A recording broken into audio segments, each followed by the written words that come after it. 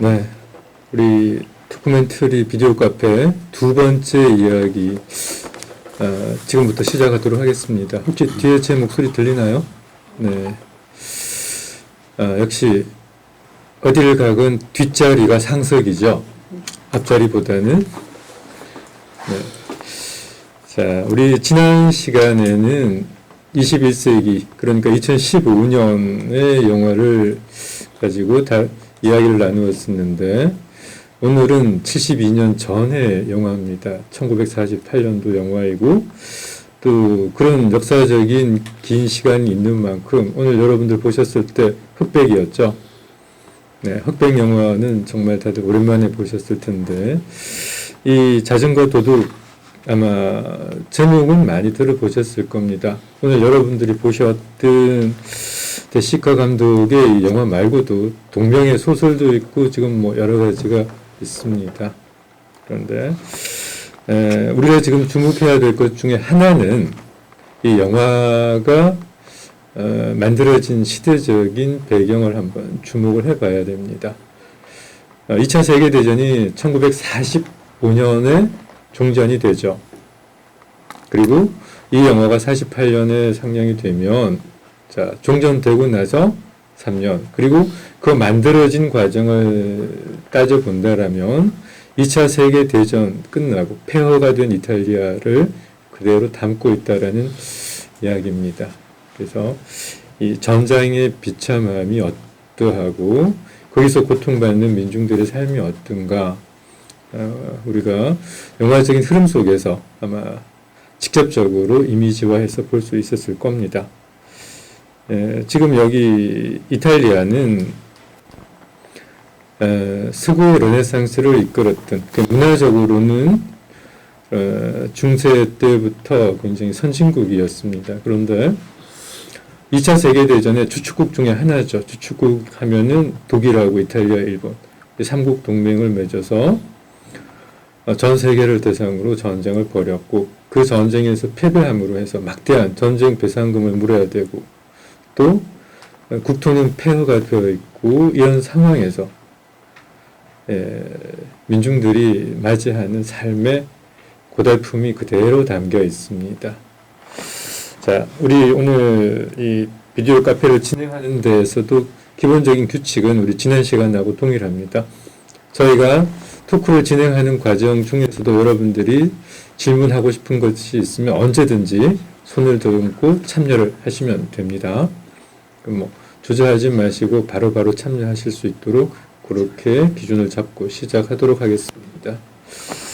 자, 영화는 보셨고 내용에 대해서 조금 이제 한번 풀어나가 보도록 하겠습니다. 우선 몇 가지 용어들이 나오죠.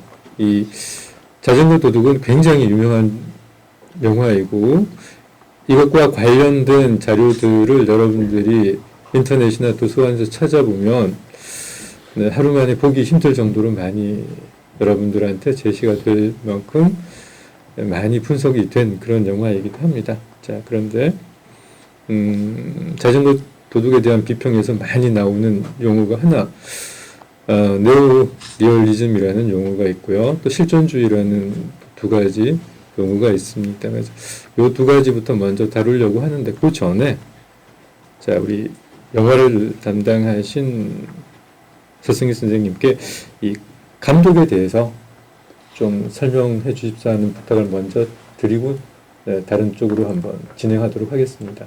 네, 먼저 인사를 좀 드리겠습니다. 안녕하세요.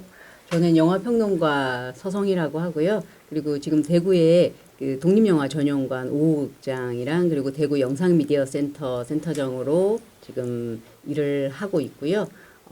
그 전문 영역으로는 평론 일을 하고 있습니다. 그래서 저한테 먼저 이제 좀 질문을 던지신 것 같은데요.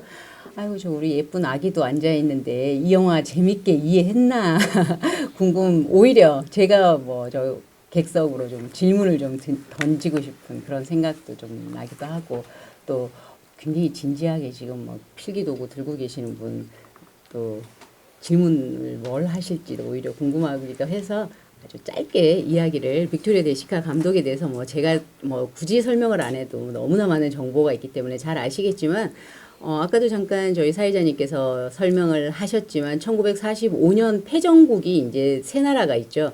그렇지만 유럽이 사실은 패전이 아니더라도 유럽 전체가 이제 황폐화된 상황에서 전쟁 이전에 자신들의 그 논리를 세우기 위해서 독일도 그 히틀러가 굉장히 그 영화 정책에 대해서는 자신들의 그 우측 좌측에 어마어마하게 유명한 감독들을 두고 자신의 논리를 세웠던 거와 마찬가지로 그 이탈리아에서도 치네치타 스튜디오라고 하는 스튜디오를 기반으로 해서 그 할리우드보다 더 뛰어난, 그래서 미국 영화를 완전히 수입을 배제한 상태에서 이탈리아를 영화 강국으로 만들기 위해서 굉장히 노력을 많이 했던 나라였어요. 그런데 이제 패전이 되니까 이미 무솔리니의 사상은 모두 다 무너졌고, 그리고 이 영화에서 보시면 아시겠지만 몇 가지 무너진 것들이 좀 보이죠. 그 이탈리아는 지금도 관광을 코로나 때문에 못 가겠지만 좀 이렇게 여러 가지 가보신 분들은 카톨릭을 85% 이상 믿는 국가예요. 이때는 뭐 더 많은 분들이 믿었겠죠. 그런데 사실은 종교에 대한 불신이 막 생기기 시작하는 거예요. 그래서 그 종교에 대한 불신, 자기가 이제 신부님들이 막 똑같은 비를 맞고 처마 밑으로 막 이렇게 도망을 가잖아요. 이게 숨잖아요. 참고로 그 숨었던 그 바로 옆에 있던 그 신부님이 세계에서 가장 유명한 세레지오네라는 그 원스 오폰 어 타임 아메리카 찍었던 감독입니다. 엄청나게 수다를 막 떨잖아요.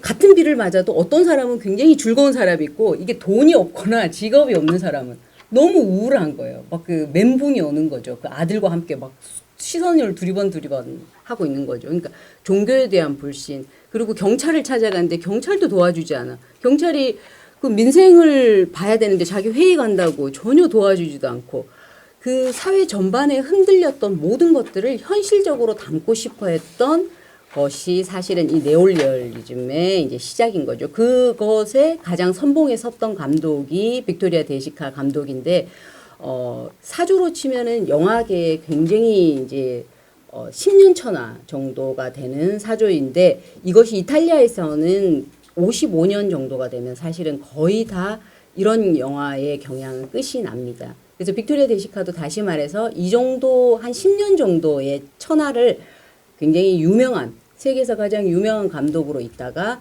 이후에는 해바라기라고 하는 이런 이 영화와 완전히 다른 영화 경향으로 이제 돌아서게 되는데, 그래도 이 정신은 아시다시피 프랑스 누벨바그로 바로 전송이 돼서 많은 그 감독들이 빅토리아 데시카의 이 영화를 뭐 흥행에서도 가장 최고로 흥행했고, 정신적으로도 네오리얼리즘의 가장 선봉에 섰던 이 작품에 대해서는 뭐 지금까지도 꼭 보지 않았더라도 마치 본 것처럼 생각하고 있는 그런 작품이라고 할 수 있습니다. 뭐 이야기 나누다가 그 네올리얼리즘에 관련된 이야기들, 그리고 왜 이 그 네올리얼리즘이 10년 만에 문을 닫게 되었는지는 조금 이따가 또 조금 이야기를 돌려가면서 또 진행해 보도록 하겠습니다. 실존주의는 여러분 아시겠지만 이른바 1차 세계대전과 2차 세계대전 사이에 유럽에서 가장 영향력 끼쳤던 철학 사조죠. 다시 말하면은 실존주의 근본적인 어떤 이념은 인간 그 자체가 갖고 있는 가장 주관적이고 가장 주체적인 삶에 대한 태도, 또 그런 태도를 근거로 한 이른바 인간의 자기 자신의 삶에 대한 스스로의 자각, 뭐 이런 의미였습니다. 그래 본다면은 이전에 이제 서구 사회를 지배하고 있던 이성 중심주의, 물질주의, 그다음에 과학주의 이런 모든 것들이 두 번에 걸친 세계 전쟁을 통해서 엄청나게 이제 파멸되죠. 그러는데 결국 인간은 외적 상황이라든가 경제적 토대, 어떤 과학 기술을 통한 인간의 어떤 미래에 대한 어떤 그런 희망 것보다도 궁극적으로 인간 자신의 삶의 문제는 인간 스스로가 해결해야 된다는 이제 그런 식의 자각. 이제 그런 의미에서는 이른바 실존주의가 2차 세계대전 이후에 프랑스, 뭐 독일, 특히 이탈리아 이런 유럽 각국에서 번성했는데, 또 엄밀히 바라본다면은 그 이탈리아 레오리즘의 어떤 사조하고 실존주의의 점에 상치되는 면이 있습니다. 왜냐하면 여기에 가담했는 대부분의 그 영화 감독들과 어떤 시나리오 작가들은 매우 좌파적이었어요.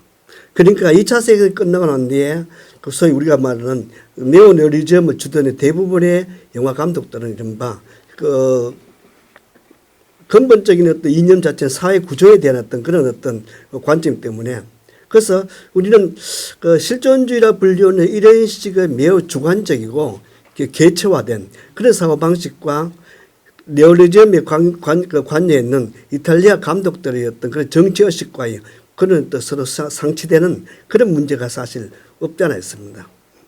그럼에도 불구하고 외형적 차원에서 즉 다시 말해 그 당시에 사회적 구조라든가 정치적 상황 자체가 좀 더 좌파적이고 좀 더 그런 그 우리가 뭐 막스주의적인 그런 관점에서 그 감독들과 연출가들이 혹은 그 시나리오 작가들이 이탈리아 사회를 봤다면은 또 좀 더 다른 차원에서 내민적 차원에서는 매우 실존주의이고 매우 개별화된 그런 의식 자체가 각 영화의 주인공이나 또 그런 영화를 제작했는 어떤 소위 제작들 감독들 혹은 시나리오 작가들 관점을 개체화된 관점에서는 실존주의가 매우 주도적으로 지배하지 않나 그렇게 볼 수 있겠죠. 예, 잠시만 제가 말을 조금 영화인으로서 제가 조금 약간 그 용어 하나만 조금 다르게 조금 짚고 넘어가야 될 부분이 걸려서인데 여러분들은 어떻게 생각하시는지 좀 궁금한데요. 그 봉준호 감독님이 좌파입니까?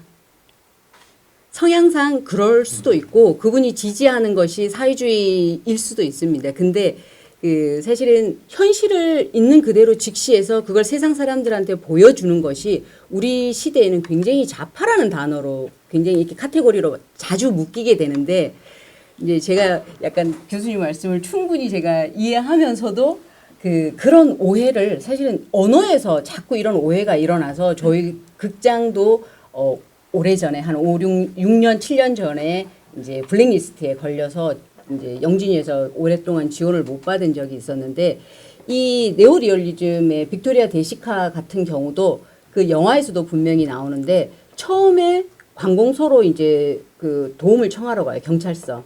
기억나시겠지만 그 다음 간 곳이 어디죠? 공산당 사회주의자애들이 모여서 데모하는 곳을 가요. 그래서 자기 이야기를 하려고 하는데 경찰들보다 더 먹히지 않습니다. 왜? 그 사람들은 민생에 대해서 관심이 없습니다. 자기 사상에만 관심이 있어요.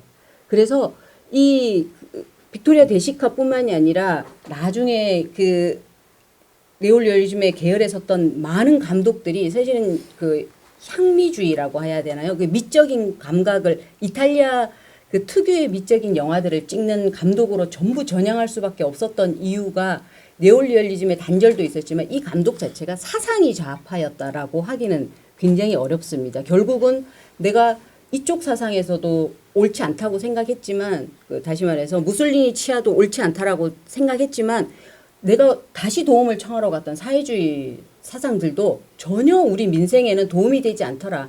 현실을 있는 그대로 직시하자는 의미에서 있는 그대로의 영화를 현실을 찍는 거죠. 그것이 네오리얼리즘의 진정한 정신이라고 생각해서 이 네오리얼리즘 관련되는 나중에 해바라기라는 영화를 찍게 되거든요. 70년대가 되면은 이 감독이 빅토리아 데시카가 그 영화를 보면서 과연 이 감독을 좌파 감독이라고 할 수 있는지는 굉장히 의문이라서 이렇게 파로 좀 나누는 거는 조금 문제가 있을 것 같고 결국은 이 어느 쪽 파에서도 사실은 지지를 받지 못했기 때문에 거기다가 카톨릭까지 거부를 했기 때문에 이 사조가 제작비 지원이 멈추는 바람에 멈춰진 사조라고도 할 수 있거든요. 그래서 어떤 한 그 사상에 전부 다 비슷한 사상을 가지고 있었다라는 것은 저는 조금 반대를 하고요. 오히려 현실을 직시하고 객관적으로 보여주는 것이 영화 감독의 태도다라고 해야지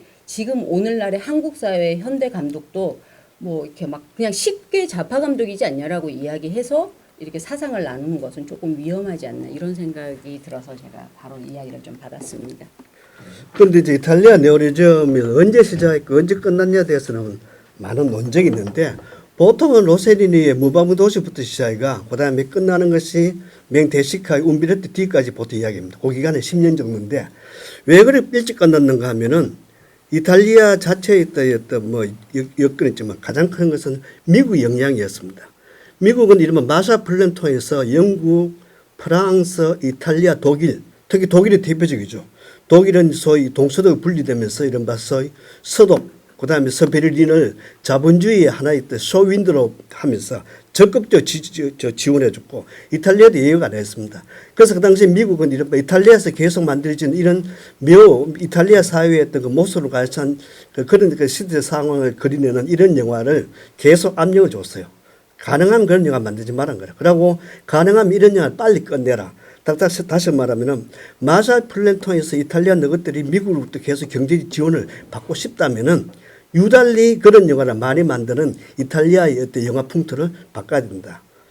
그러니까 이제 물론 우리가 뭐 나중에 또 뭐 그 대시켜가 해바레 같은 영화도 만들었죠. 또 그러고 그 후에 우리가 그 페데리코 페리니라든가 그러고 미켈란젤로 안토니오 같은 감독들이 좀 더 다른 경향의 영화를 만드는 건 맞지만 그러나 어쨌든 이탈리아 영화의 네오리즘 그 자체가 그 당시로 봐서는 매우 뭐 좌파는 말이 좀 불편하다면 진보적 성향의 영화는 사실은 같은 시기에 프랑스나 그다음에 독일이나 영국에 비해서는 훨씬 더 그런 성향이 강했죠. 예를 들면은 이탈리아 감독 중에 우리가 아는 미켈란젤로 안토니오는 이탈리아에서 최초로 마르크스 자본론을 번역했습니다. 감독인데 불구하고 또 그리고 그 당시에 대부분 이탈리아 감독들은 자기 스스로가 좌파적이고 공산주의 사실을 늘 강조를 했죠.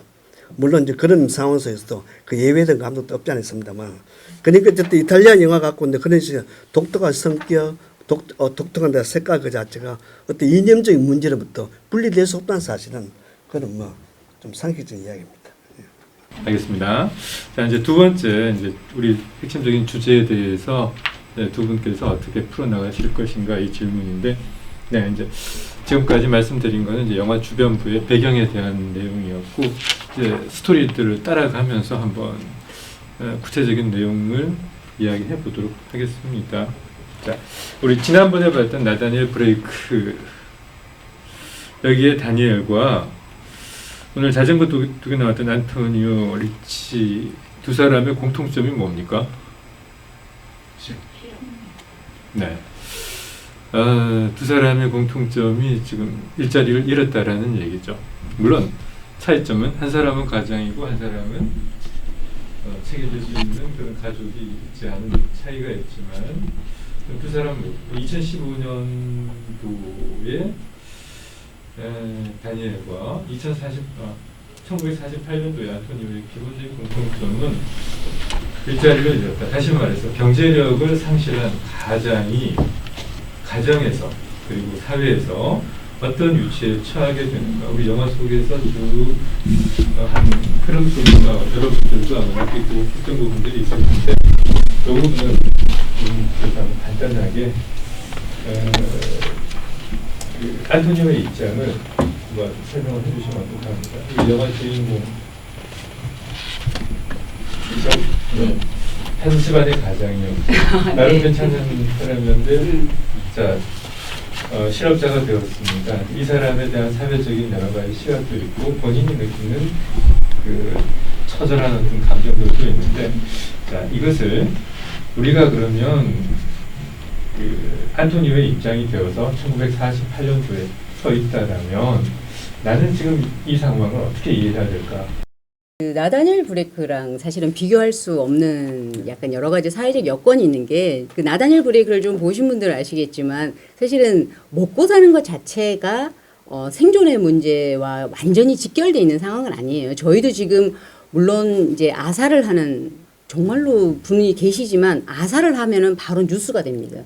그런데 21세기가 아닌 1940년대 그 말에는 아사가 뉴스가 아닌 상황이었어요. 60년대까지도 우리나라 보릿고개라는 게 저희 부모님 세대는 정말 배가 고파서 무슨 일이라도 다 할 수 있던 세대였기 때문에 이때의 빈곤이라는 것은 21세기 나다니엘 브레이크가 이야기했던 복지에 의한 그 빈곤을 이야기하는 건 아니죠. 이제 그래서 이제 좀 두 영화가 차이가 있는 것 같고 이 영화에서 이제 실업이라는 것은 이제 모든 기반이 다 무너졌을 때 기존 체제가 이제 다 무너진 거죠. 이탈리아가 믿고 있었던 무솔리니 정권도 우리도 그렇잖아요. 막 정말 뭐 이렇게 나라를 좀 믿고 싶은 거잖아요.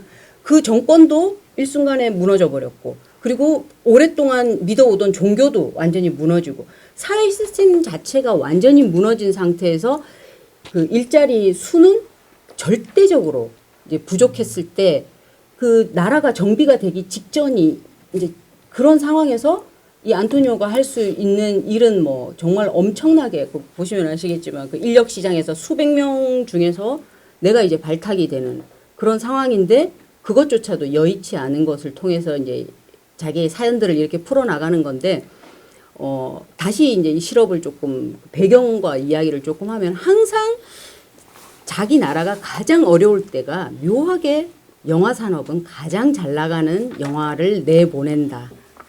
약간 그런 세계사적인 추세가 있어요. 우리나라도 가장 좋은 영화를 외국에서 인정받는 영화를 찍었던 시기가 아주 옛날에 영화사적으로 60년대에도 있었거든요. 오발탄이 나오던 그런 시기에 유명한 영화들이 만추라든지 이런 영화들이 많이 나왔는데 그때 나왔던 영화들이 이와 유사한 영화들이 많이 나왔는데 몇 가지 제약 조건이 생기면서 그 모든 영화들을 제작을 못하게 됐어요. 뭐냐 하면 가난한 집이 나오면 안 되고 배고픈 사람이 나오면 안 되고 초가집이 나오면 안 된다는 제약이 이제 영화사의 그 표현의 양식에서 이제 가위질을 하는 검열의 시절이 오면서 안 되기 이제 시작했는데 사실은 이 이탈리아 네올리어즘 같은 경우도 빈곤층을 사실은 왜 우리나라의 빈곤층을 내다 파느냐고 가난한 걸 왜 내다 팔어라고 하면서 정부에서 어마어마한 제재를 그러니까 다시 말해서 제작비를 대주지 않는 거죠. 그러면서 이제 그 흥망이 이제 서서히 쇠퇴를 하기 시작했는데 그 실업 문제를 이렇게 노골적으로 드러내는 영화를 통해서 골든글로브와 아카데미 외국어 영화상을 받는 기반이 되는 영화 시작되는 작품이 되거든요. 이 영화가 네올리오즘에 계속 최우수 외국어 영화상은 거의 이제 네올리오즘 계열들이 한 10년간 받는 시기에 이제 시발점이 되는 그런 영화인데 결국은 중국에서도 비슷한 이야기를 했지만 왜 우리의 가난한 걸 이렇게 알려야 돼라고 하는데 사실은 정책이 어느 정도 안정이 되고 일자리 창출이 되면서 이탈리아도 아까 말씀하신 60년대가 이제 넘어서면서 이런 영화들을 외부로 내보내는 것을 나라에서 이제 굉장히 말리기 시작한 시점이 사실은 실업이 나라에서 구제할 정도의 수준이 정책이 정비가 되면서 이런 그 영화들도 없어지고 그리고 이렇게 절대 빈곤도 많이 없어졌다라고 생각을 합니다. 그래서 이거는 전후에 있었던 굉장히 특별한 상황이라고도 할 수 있지 않을까. 저는 좀 그렇게 이 이탈리아의 48년도의 실업은 좀 그렇게 생각을 지금의 복지의 실업하고는 좀 다른 그런 전쟁 이후의 폐허다라는 생각이 좀 들고요. 그거와 맞물려서 아까 말씀드렸던 치네치타 스튜디오가 우리나라의 빈곤을 알리지 않는 대신에 이탈리아가 찍었던 영화 클레오파트라고 여러분들이 잘 아시는 배너라는 영화를 그 이탈리아에서 찍게 되거든요. 그런 막 대규모로 옛날 그 이탈리아의 전성시대를 말하는 영화가 아니면 국가에서 이제 도와주지 않기 시작을 하는데 그만큼 우리나라가 그렇잖아요. 이제 정부에서도 화가 날 거 아니에요. 우리가 이렇게까지 이제 막 일자리를 창출하고 하는데 계속 이렇게 딴지를 걸면서 이렇게 가난해요. 우리 먹을 게 없어요. 라고 하는 건 그 정책의 기조하고도 많이 맞지 않았기 때문이라고 생각하면서 이 네올리오즘이 55년대에 무너지기 시작하는 건 그 10년 동안의 실업 체계를 정부에서 어느 정도 수습을 했다. 저는 이렇게 생각을 합니다.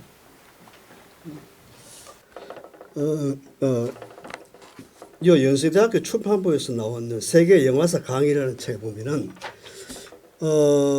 자전거 도둑이라는 영화를 그 해설하는 사람 글이 있는데 자전거 도둑이라는 그 제목을 복수를 사용하더라고요. 물론 우리가 이탈리아 말은 모르니까 이탈리아 원제목도 복수인지 모르지만 그 글을 썼는 그 모대학 교수는 원래 제목이 복수고 복수를 사용했는 그 의도를 살려야 된다. 그러니까 자전거 도둑들이란 거야. 다시 말하면은 엄밀히 본다면 그렇게 부자간 아버지하고 아들뿐만 아니라 그 영화에 등장한 모든 사람 다 도둑이란 것이죠. 다시 그 당시에 이탈리아 사회는 모든 사람 다 도둑으로 만든다.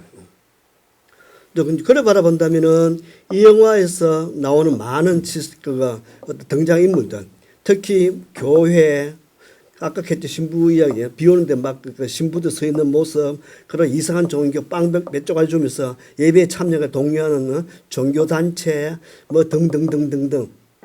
그리고 동네에서 그 친구가 간질 정세를 보여주는 그 친구를 옹호하는 동네의 그 어떤 그 빈곤한 그 구성원들, 이 모두 다가 이제 그래 바라본다면 사실 우리는 한 사회의 빈곤 문제를 어느 정도까지 누가 책임질 것인가라는 문제는 쉽게 답을 할 수 없죠. 우리가 지난 시간에 이야기했습니다만 유럽에서 이른바 소위 비스마르크 시대 이래로 이른바 복지제도가 계속 남들 발전해 오고 남들 진화했습니다. 그러나 근본적인 문제는 과연 국가가 어디까지 각 구성원들의 어떤 삶의 문제를 어디까지 책임져야 될 것인가라는 문제는 쉽게 해결할 수 없고 쉽게 답을 줄 수 없는 그런 문제죠. 그래 바라본다면은 예를 들어 그래 본다면은 우리가 지난 주에 봤는 그 영화는 오로지 복지 문제에 대해서 좀 집중했기 때문에 어떤 주제가 좀 명확하다면 오늘 이 영화는 이른바 소위 이탈리아가 갖고 있는 독특한 문화적 풍토, 유달리 카톨릭이 강하고 유달리 종교적 정서가 강하고 또 그런데 불구하고 다른 나라에 비해서 이른바 자본주의가 발전 안 했기 때문에 국가가 해야 될 그런 최소한의 복지 문제에 대해서 훨씬 더 미비하고 이런 독특한 여러 가지 문제가 오늘 받는 영화와 지난 시간에 받는 영화 차이겠죠. 어쨌든 결론적인 이야기가 되면은 아까 그 말대로 이른바 모두 다를 이른바 자전거 도둑으로 몰아가는 이탈리아 사회가 갖고 있는 위에 본다면은 사회 자체가 갖고 있던 독특함 또 달리 말하면 사회 자체가 갖고 있는 어떤 무책임함 이런 것을 이 영화가 특히 보여주지 않느냐. 물론 뭐 지금도 잘 아시겠지만 그 이탈리아라든가 스페인이라든가 이런 카톨릭이 강한 나라들이 복지 제도라든가 등등 다른 면에 비해서는 소위 그 다른 유럽 국가에 비해서 상당히 취약점이 많습니다. 그래 말한다면 이탈리아는 근본적으로 소위 종교적 문제에서 큰 약점을 갖고 있는 나라이긴 합니다만 애초부터 이 영화를 우리 또 본다면 애초부터 전쟁이 끝나고 난 후에 그때부터 이미 그런 식의 어떤 소위 우리가 말하는 종교와 기타 문화, 기타 독특한 정서가 구성원들을 이런 공경성 몰아있는 그 독특한 정서를 보여준 나라가 아닌가 그렇게 생각됩니다. 자, 이야기가 나온 김에 우리 종교 이야기를 잠시만 하고 넘어가도록 하겠습니다. 우리 영화 속에 나왔던 종교의 모습들은 굉장히 부정적인 모습들이 강하게 드러나고 있습니다. 실제적으로 어떻게 보면 이제 인간이 여러 가지 어려움을 당할 경우에 그 피신할 수 있는 마지막 피난처 중에 하나가 종교일 수 있는데 기성 종교들이 이러한 역할을 못하니까 이제 여기서도 찾아가는 게 점집에 찾아가는 상황 보셨을 겁니다.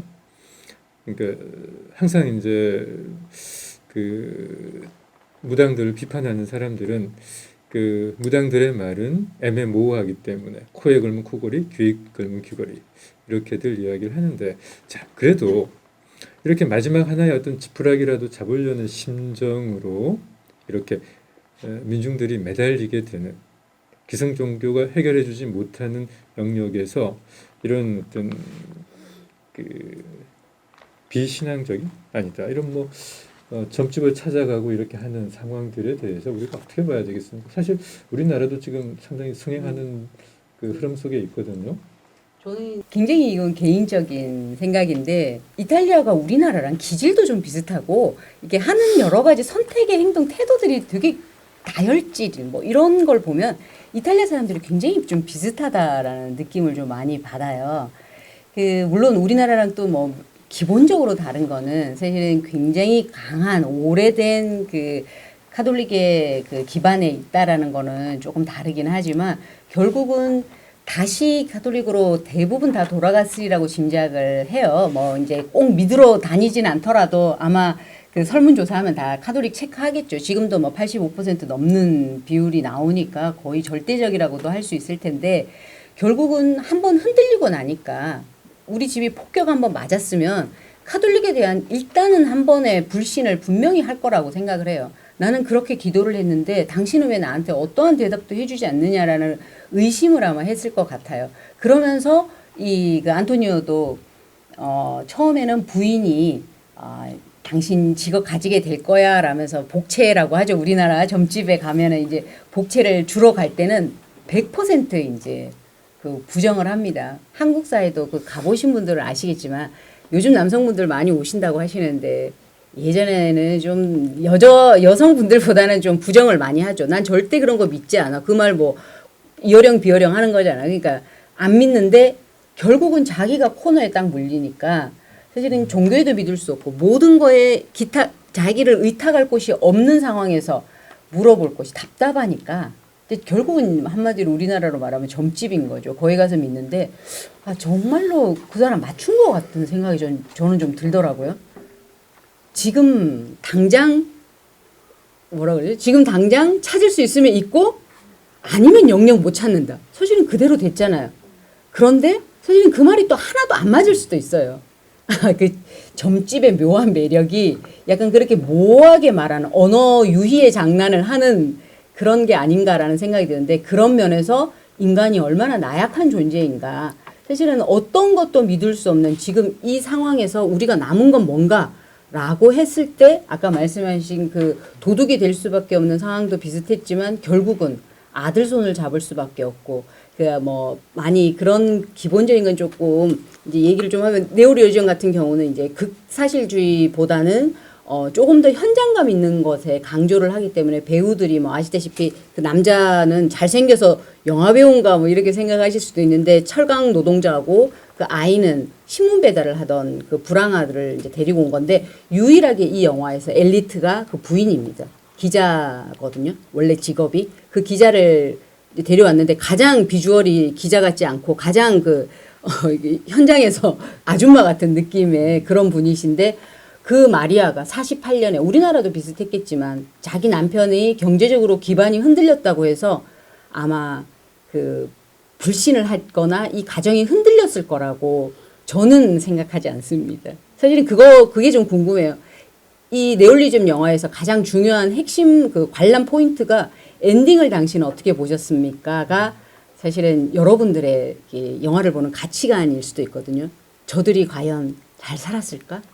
아니면은 한번 내가 그런 일 당했으니까 진짜 부정적으로 생각하고 악당이 됐을까? 뭐 이런 생각들을 이제 조금 하시게 되는데 저는 사실은 아마 그 가정은 마리아도 그렇고 그 아들도 아마 손을 놓지 않았을 것이다. 뭐 이렇게 긍정적인 면으로 저는 좀 생각을 합니다.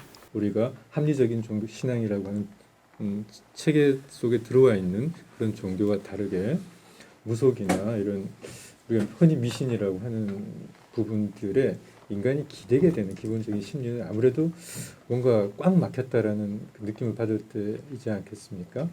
그렇다면 여기 안토니오와 이 부인의 관점을 우리가 어떻게 이해할 수 있겠습니까?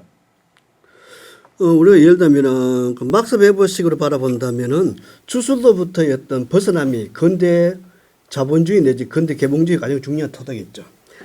예를 든다면은 스페인의 프랑코, 독일의 히틀러, 이탈리아 무소리니 체제를 권력을 잡게 했는데 가장 큰 기여를 한 것이 사실 그 당시 카톨릭이었고 어떻게 바라보면 비합리적인 집단들이었죠. 그래 본다면은 이 영화에서 결국 뭡니까? 그 종교 집단도 그렇지만 특히 아까 말하는 그 이상한 아파트 비슷한 데서 헛소리하는 그 할머니 같은 이런 집단 이런 부류의 삶을 찾아가는 이탈리아 민중대 정서 자체가 결국 뭡니까? 무솔리니 불러왔다는 것이죠.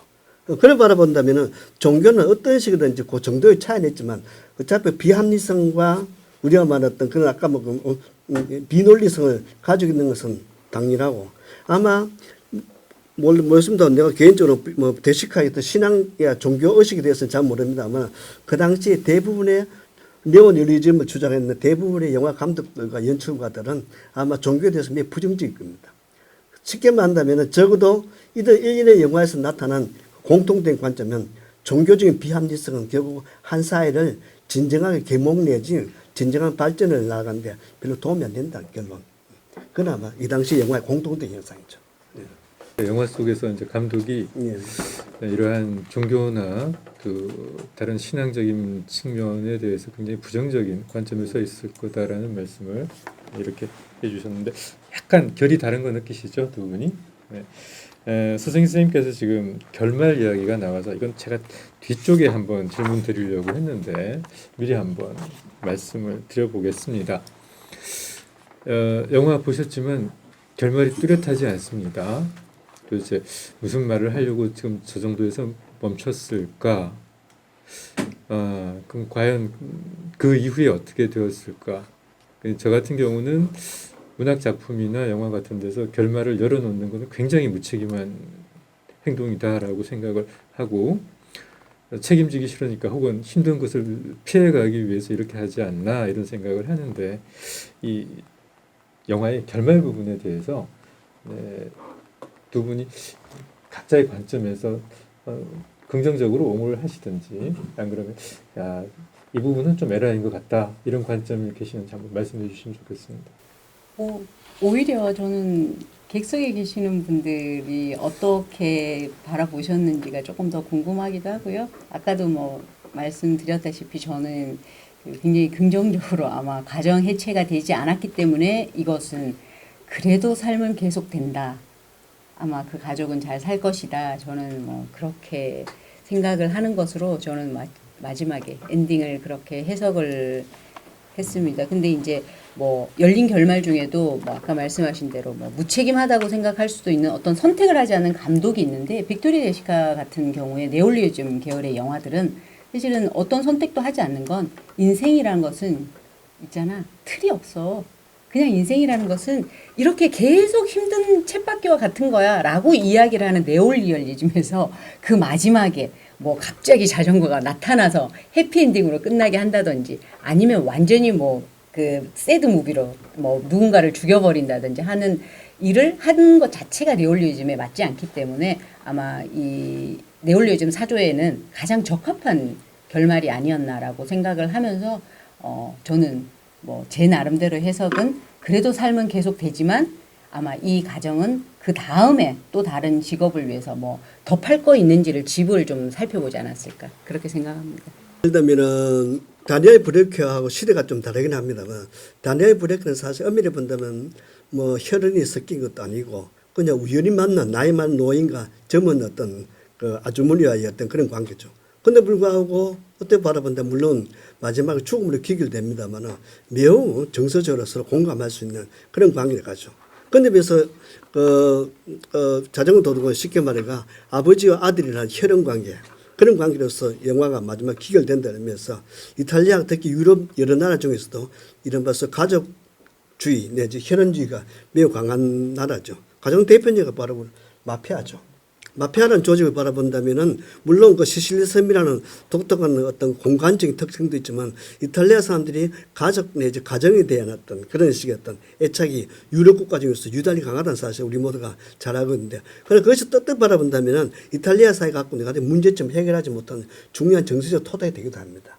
다시 말하면 가족이라는 것은 가장 원초적으로 개인의 삶과 개인의 구성원을 어떤 그 뭐 생존 문제라든가 기타 문제를 해결할 수 있는 토대가 되긴 되지만 그러나 또 한편으로 본다면 가족은 내 자신을 객관적으로 보지 못하게 하는 혹은 내 자신이 처해져 있는 상황을 좀 더 달리 냉정하게 보지 못하게 하는 하나의 중요한 걸림돌 되기도 하죠.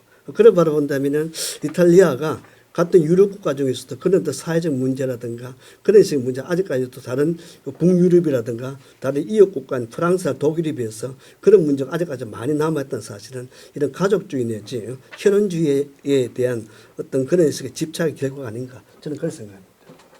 대기업이 일자리를 창출하던 그 무한정 창출하던 사실은 산업화가 뭐 10%까지는 바라지도 않지 한 5%의 성장 세대는 사실은 우리 사회가 이미 좀 끝났다는 생각을 많이 합니다. 아마 아시다시피 우리나라가 이미 지금 세계 강국의 10위 정도에 올라 있는 상황에서 이 1% 성장도 굉장히 힘든 지금 있는 상황을 유지하는 그 상황이 아마 오랫동안 유지될 거라고 생각하는데 결국은 지금은 사실은 분배라는 생각을 많이 하거든요. 저희 뭐 다른 쪽 직업군에 계시는 분들의 상황들은 사실은 정확하게 제가 통계나 이런 것들을 잘 말씀드릴 수는 없지만 어쨌든 그 고급 인력이라고 생각했던 친구들이 영상이나 영화 관련 학과를 나오면 저희는 이제 CGV나 롯데에서 팝콘 팔면서 이제 쭉 취업군으로 이제 들어가게 되는데 그렇게 남는 것이 아니라 좀 창조적인 인력군으로 남기 위해서 돈을 이제 최저임금 체제로 많은 친구들한테 좀 배분을 할 수 있도록 그렇게 뭐 지역에서도 일자리 창출도 하고 이제 이런 노력들을 많이 해야 하는데 뭐 청년들의 마음도 사실은 오직 대기업을 가서 내가 사실은 기본 그 처음 받기 시작하는 게 2배 이상의 그렇게 스타트를 하고 싶어 하는 의지가 있다면 그러니까 그렇게 하겠다고 하는 사람들을 지역에 무조건 정주시키는 게 옳지도 않고 그래서 그런 일자리 문제에 대해서는 저는 지금 21세기는 뭐 상상력을 발휘하라고 하시니까 뭐 지금 제가 하고 있는 일도 결국 잘 배분해서 사용한다. 그래서 지금은 뭐 한 10몇 명 정도가 저희가 정직원으로 있는데 그렇게 더 배분할 곳이 있는지를 보는 것. 그래서 뭐 목표가 있어요. 뭐 이제 제가 이제 뭐 몇 년 안에 몇 명 이제 그렇게 하는데 예를 들어서 그 서울에 가는 대기업의 그 임금 체제를 유지를 하겠다고 하면 그거는 조금 저희 쪽에서는 지역에서는 조금 아직 힘들지 않나 이런 생각을 조금 해봅니다. 그래서 뭐 한마디로 하면 배분을 좀 더 잘하자. 그리고 국가에서도 그 배분이 이렇게 과독점화되지 않도록 배분을 좀 잘하면 좋겠다 정도가 제가 이제 그 사회생활을 하면서 좀 느끼는. 네, 이건 사실 구체적으로 대답하기는 어려운 문제인데 제가 지금 이런 상상력까지 발휘해보자라고 말씀을 드린 이유는 영화 속에서는 어떤 가정이 지켜지는 것으로서 미래를 조금 더 기대해보자 이렇게 마무리가 되지만 실제는 경제적인 빈곤이 현실적인 가족 해체를 우리는 가져오는 걸 많이 경험을 하죠. 단순히 그냥 뭐 가족이 떨어져 사는 문제가 아니고 가족이 전체가 극단적인 선택을 하는 것도 우리 사회에서는 종종 볼 수가 있습니다. 자, 그렇더라면 지금은 분명히 1948년도 이탈리아보다는 여러 가지 상황이 좋은 편에 속하죠. 자, 그러면 이런 상황에서 이런 극단적인 선택까지 몰리지 않을 만큼 우리가 할 수 있는 기본적인 어떤 활동들이 있다면 어떤 게 있을까요? 조금 더 나가서 그 마무리 단계에서 제가 설명을 한번 드리겠습니다. 오히려 공무원 선생님께서 말씀해 주시는 게 아마 더 저희가 사실은 그 비교가 오히려 굉장히 어려운 뭐냐 하면 저희도 이제 고용 창출을 위해서 여러 이제 지원을 청년 지원 같은 걸 많이 받거든요. 그러면서 이제 청년 지원을 받으면은 거의 정직원으로 돌리려고 많이 노력을 하는데 국가에서 그런 노력들을 사실은 많이 하세요. 근데 48년하고 상황을 자꾸 비교하기가 쉽지 않은 게 그 나다니엘 브레이크에도 분명히 나왔지만 이게 절대 실업이 아니라 그 인간의 자존감을 유지할 수 있는가의 문제이고 항상 상대적인 빈곤이 21세기는 더 심하기 때문에 그 우리 청년들이나 이런 친구들이 뭐 단순히 뭐 그 최저 임금을 받고도 내가 여기서 어떻게 아니면 중소기업을 들어가서 그렇게 험한 일도 난 괜찮아라고 생각한다면 오히려 아까 말씀하신 그런 그 아사의 상황은 지금은 그거는 좀 면할 수 있지 않나 그렇게 비교를 해서는 안 될 것 같고요. 그리고 국가에서도 그 최저에 관련된 그 복지에 완전 사각지대는 나라에서 아마 구제를 하지 않나 저도 그렇게 알고 있거든요. 그렇지 않습니까? 근데 지금 절대적 빈곤은 사실 많이 없다고 생각해요. 근데 이제 상대적 빈곤, 특히 청년들 같은 경우에는 상대적 빈곤이 더 많지 않을까. 서로 비교함으로써 지금 뭐 서울과 만약에 뭐 우리 경북을 보더라고 해도 이제 청년들이 내가 서울 가서 일을 할 것인가 아니면 경북에서 일을 할 것인가라는 관점에서 이제 만약에 연봉 3,000을 들고 내가 서울 간다 아니면 경북에 남는다. 어떻게 보면 경북에서 3,000 받고 있는 게 훨씬 더 살기가 편해요. 그리고 더 풍족하게 살 수 있는데 그래도 나는 서울에 가겠다라고 하는 청년들이 많거든요. 그래서 이제 지방이 이제 조금 뭐 소멸까지도 말이 나오는 게 이제 서울 쪽으로 많이 이제 기우는 게 청년들 생각 자체도 이제 지역에서는 뭔가가 뭐 안 될 것 같다라는 그런 생각들이 좀 많은 것 같아요. 그리고 제가 좀 영어하고는 살짝 동떨어진 양이지만은 일단은 빈곤의 문제를 봤을 때는 지금 21세기에는 상대적 빈곤이 제일 크지 않나 이런 생각이 듭니다. 좀 굶어 죽는 사람은 없다고 생각하거든요. 안 먹어서 이제 없어서 이제 못 먹어서 굶어 죽는 게 아니고 안 먹어서 굶어 죽는 건 모르겠는데 하여튼 저는 그렇게 생각하고 있습니다. 아사가 있으면 뉴스에 나옵니다. 그 영화에도 한명 최보은이라고 하는 그 우리나라에서 가장 좋은 영상원을 나온 그 친구가 시나리오 작가였는데 그 친구가 아사를 했어요. 그래서 신문에 나오면서 우리나라에 예술인 복지 재단이 생깁니다. 그래서 예술인들한테 복지 혜택을 주도록 한 그 법령의 시작이 최보은의 그 아사였거든요. 그 아사였는데 문제는 뭐였냐면 그 아사가 진짜 아사였는가라는 거예요. 자신의 자존감 때문에 곧 들어올 시나리오 그 돈을 어떻게 해서 뭐 이렇게 좀 메우거나 이렇게 할 수 있었는데 내가 이렇게까지 훌륭한 대학을 나오고 내가 이렇게 반지하에서 이렇게 살아야 하나라고 하면서 스스로 자신의 생을 조금 죄송한 표현 좀 그렇지만 그분이 아마 자존감에 아사를 선택했던 게 아닌가라는 추측을 조금 하죠. 절대적인 아사가 과연 있을까? 만약에 있다면 그거는 정말로 국가에 조금 더 그 부분은 좀 잘 해주십사 하고 부탁을 좀 드려야 되는 부분입니다. 뭐 오늘 영화 내용이어도 좋고요. 또 뭐 이거가 관련된 주제라도 괜찮습니다. 뭐 질문이나 코멘트 하실 분 있으면. 네. 아까 복지 말씀하시는 부분에 있어서는 복지 사각지대나 이런 분들에 대해서 어떤 더 체계화시켜서 그들의 어떤 환경을 개선하고 이런 걸 말씀하셨는데 저희가 보이는 곳에만 사각지대가 보이지 않는 곳에만 사각지대가 있는 게 아니라 눈에 보이지만 사각지대로 인지하지 못하는 곳이 있습니다. 바로 저희 청년층인데요. 청년층의 취업을 보자면 일예로 이런 사건이 있었습니다.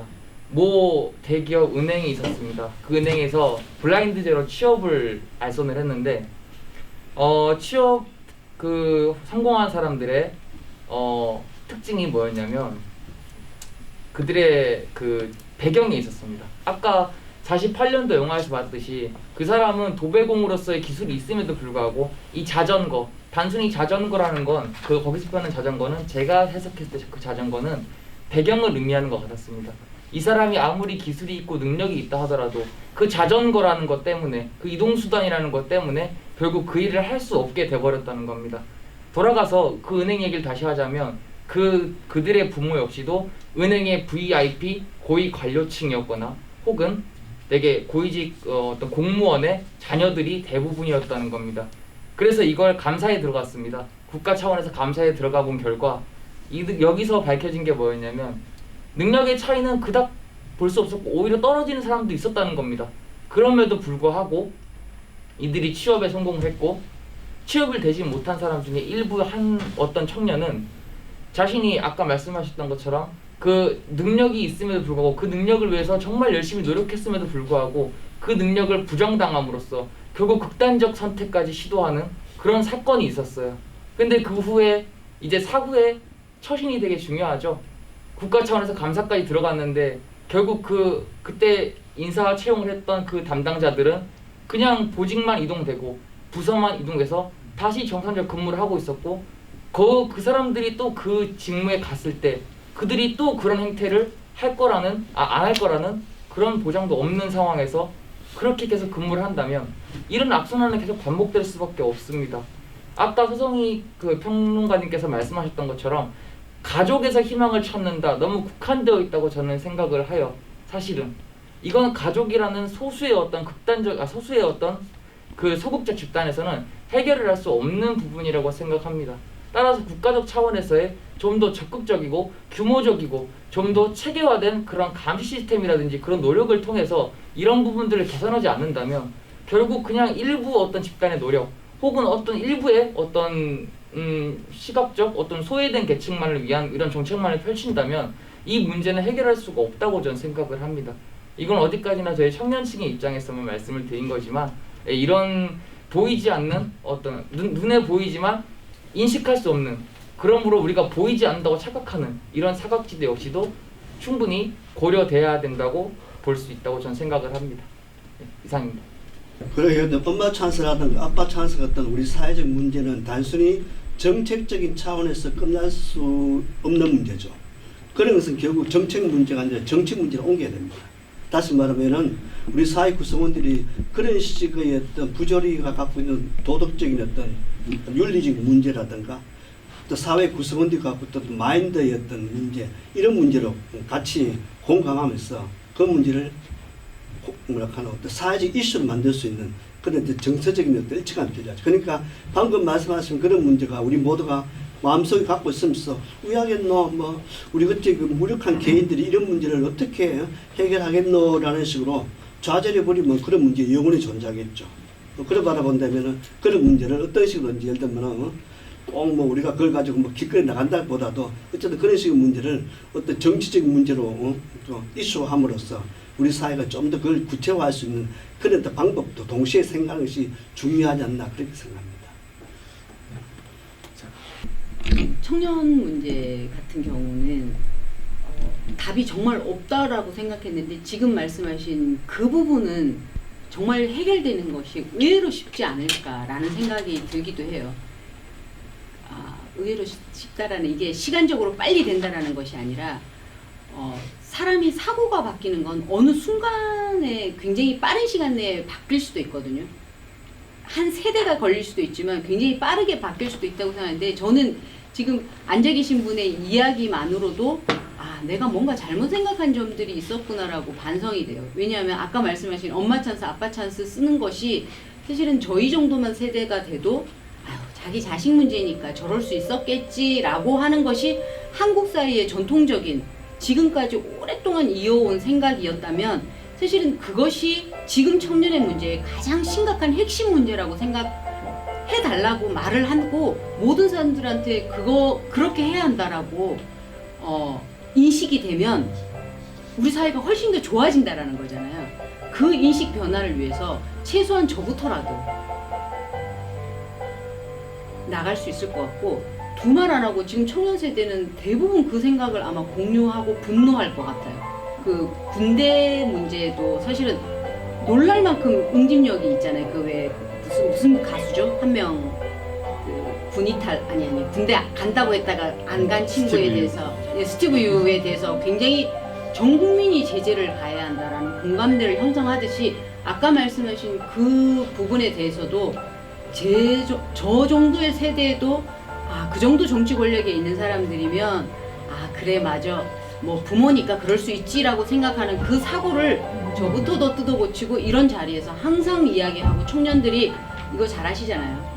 이야기를 해서 절대로 엄중하게 그 부분의 그 도덕성에 대해서는 엄중하게 처벌해야 한다고 목소리를 청년들이 높이시는 것이 가장 빨리 바꾸실 수 있는 방법이라는 생각이 좀 듭니다. 저도 당장 그런 사고방식을 빨리 바꾸도록 하겠습니다. 서성인 평론가에 대해서 좋은 말씀 해주셨는데 저희 청년들이 이런 문제에 대해서 아까 빨리 바뀔 수도 있지 않나라는 얘기를 하셨는데 저희가 좌절감을 느끼는 건 사실 그겁니다. 저희 나름대로 해보려고 기성세대 지금 저희 아버지께서 하신 말씀이십니다. 저희 아버지가 학생운동을 하셨는데 저희 아버지께서 그랬습니다. 불만이 있으면 연대하고 화염병 던져 이런 말씀을 하셨습니다. 근데 너희들은 그렇게 안 하면서 대체 왜 너희들은 불만만 얘기해? 라고 말합니다. 물론 이해는 아버님 세대와 저희 세대가 다르고 그 세대 때는 화염병 실제 던지고 막 그랬던 세대니까 그렇습니다. 인정은 하지만 저희도 저희 나름대로의 화염병을 준비합니다. 아까 말씀하신 인터넷으로 하는 것도 있고 또 무조건 폭력만이 답은 아닙니다. 그렇기 때문에 저희가 청원까지도 올리고 그런 청원을 통해서 이게 이슈화도 시킵니다. 근데 저희가 좌절하는 건 뭐냐면 그런 이슈화를 함에 노력을 했다고 충분히 함에도 불구하고 현실이 계속 바뀌지 않고 있다고 저희 청년들이 느끼고 있기 때문입니다. 이 현실에 대해서 아까 말씀하셨던 것처럼 그렇게 이슈가 되고 취업 비리에 대한 것이 이슈화 됐음에도 불구하고 결국 그들은 아무런 지지를 받지 않았습니다. 그저 보직 이동, 계속 정상적인 근무 그런 환경을 보면서 저 청년들은 좌절할 수밖에 없다는 겁니다. 우리가 할 수 있는 건 여기까지인데 우리가 할 수 있는 걸 정말 다 했음에도 불구하고 현실이 바뀌지 않는구나 라고 생각할 수밖에 없게 되는 거죠.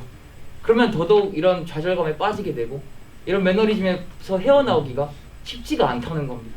그것만 조금 알아주셨으면 좋겠습니다. 성세례가 또 비겁하게 열린 결론을 맺겠습니다. 실제적으로 명쾌한 해답을 제시하기가 굉장히 어려워서 상당히 미안한 부분들이 큽니다.